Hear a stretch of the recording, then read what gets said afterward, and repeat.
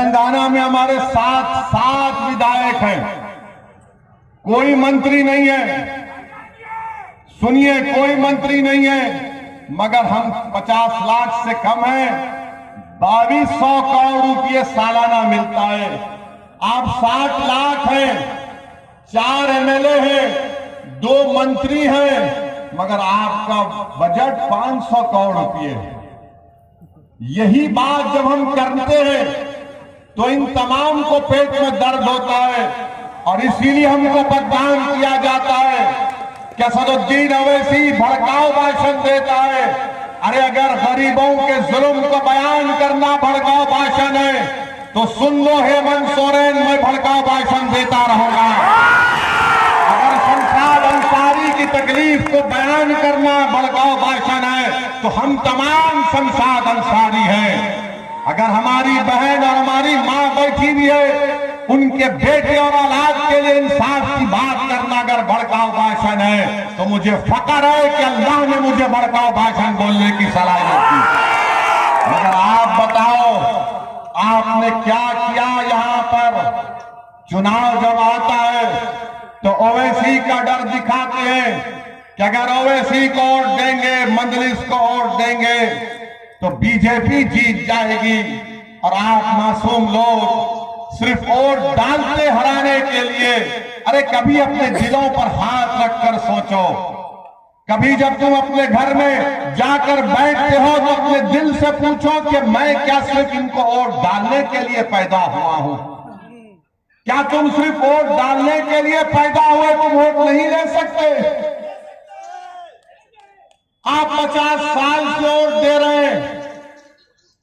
आपके दादा ने वोट दिया, आपके दादा ने अपनी जवानी को बर्बाद कर दिया, अपने बुढ़ापे को बर्बाद कर दिया।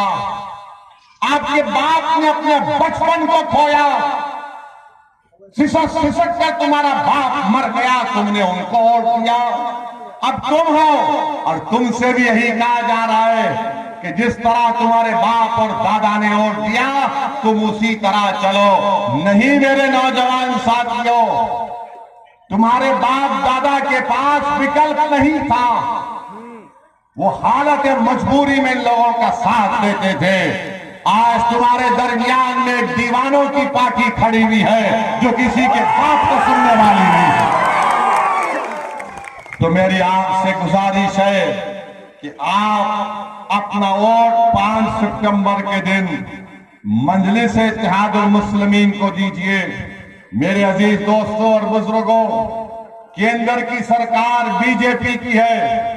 आपको जानकर तकलीफ होगी कि 2020 और 21 से झारखंड की सरकार को अल्पसंख्यक समाज के विकास के लिए एक स्कीम है एमएसडीपी, पीएमजेवी के, जो केंद्र की सेंट्रल गवर्नमेंट से आती है।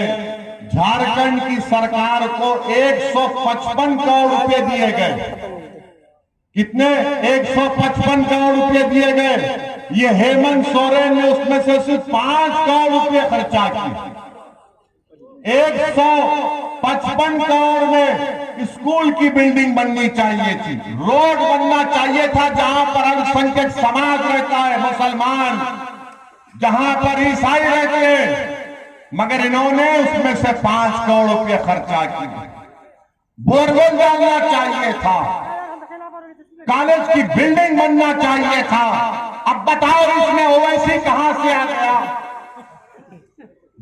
155 करोड़ में सिर्फ 5 करोड़ रुपए खर्चा करते हैं और यहां पर आकर ये हेमंत सोरेन के मंत्री कहते हैं कि मौलाना मुबीन रजवी भेड़िया है।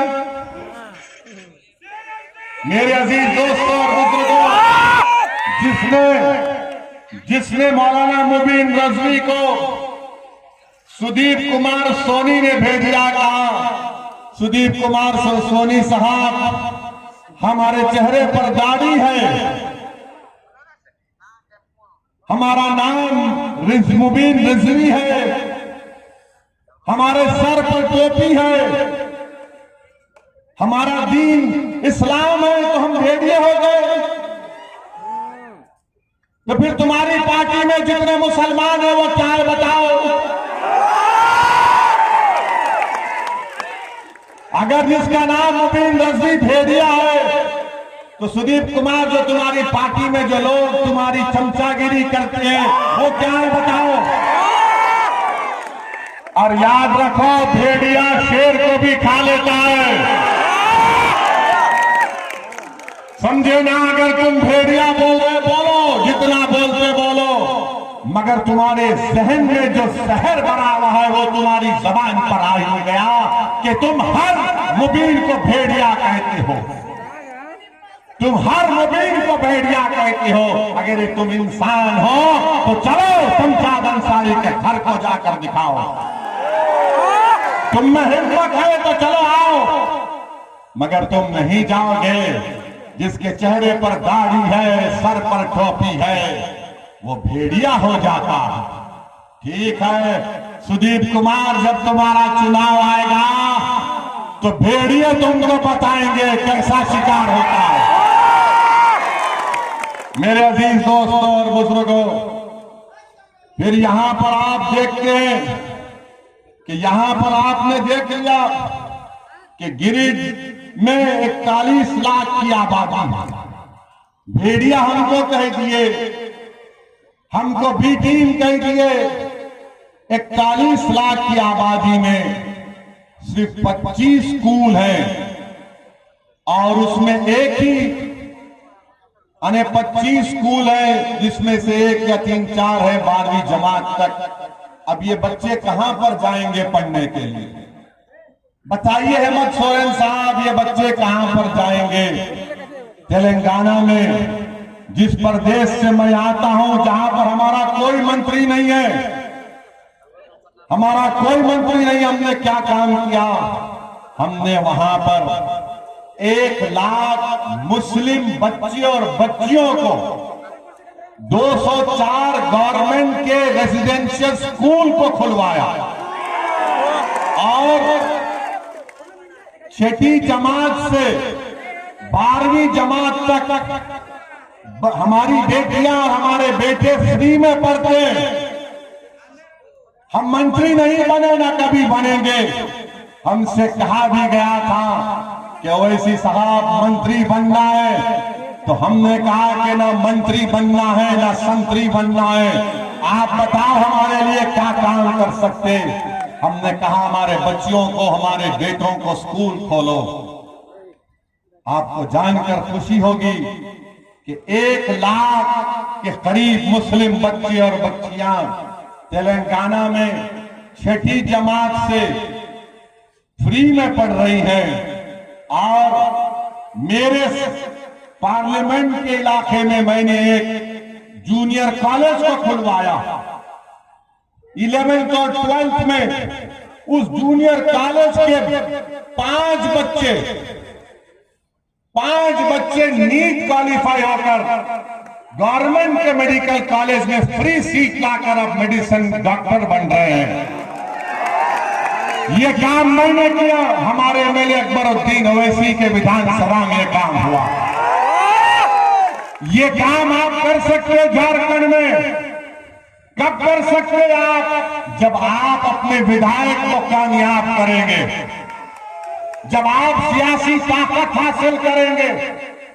मगर अगर आप सिर्फ यही सोचते रहेंगे कि नहीं नहीं हमको वोट डालना है, हमको वोट डालना है, तो फिर वोट डालने का मतलब यही होगा कि तुम वोट तो डाल रहे हो मगर अपने लिए नहीं डाल रहे हो, अपने बच्चों की तालीम के लिए वोट नहीं डाल रहे हो, अपनी जान की हिफाजत के लिए वोट नहीं डाल रहे हो।